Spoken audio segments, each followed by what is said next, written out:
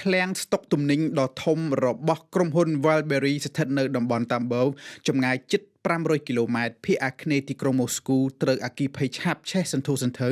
បន្ទាប់ពីបានរងការវាយប្រហារដោយដ្រូនរបស់អ៊ុយក្រែននៅវេលាព្រឹកទៀបភ្លឺថ្ងៃសៅរ៍ទី18កក្កដាអាញាធិបតេយ្យរុស្ស៊ីប្រចាំតំបន់នេះបានបញ្ជាក់ថាបុគ្គលិកធ្វើការចំនួន7នាក់បានស្លាប់និងរបួសប្រមាណ24នាក់ទៀត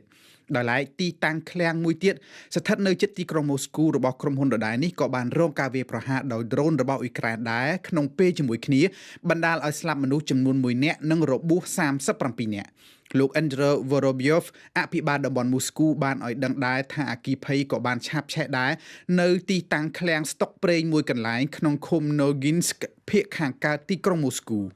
សូមបញ្ជាក់ថានៅវេលាទៀបភ្លឺថ្ងៃសៅរ៍ទី18កក្កដាអ៊ុយក្រែនបានបញ្ជាដ្រូនចំនួនប្រមាណ370គ្រឿងឆ្ពោះទៅកាន់តំបន់ទីក្រុងម៉ូស្គូ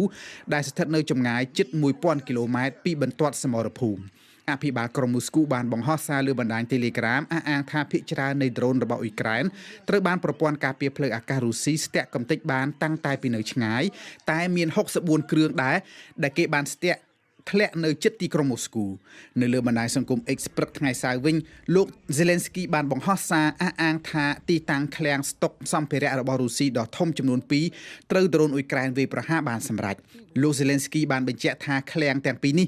គឺជាទីតាំងផ្ទុកសម្ភារៈគ្រឿងផ្សំដែលកងទ័ពរុស្ស៊ីប្រើប្រាស់ដើម្បីផលិតដ្រូននិងប្រព័ន្ធបច្ចេកវិទ្យាបញ្ជាទិសដៅ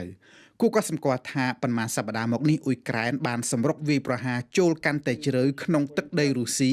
ដោយសម្ដៅទៅលើទីតាំងស្តុកប្រេងស្ថានីយចម្រាញ់ប្រេងនិងហេដ្ឋារចនាសម្ព័ន្ធយោធារបស់រុស្ស៊ី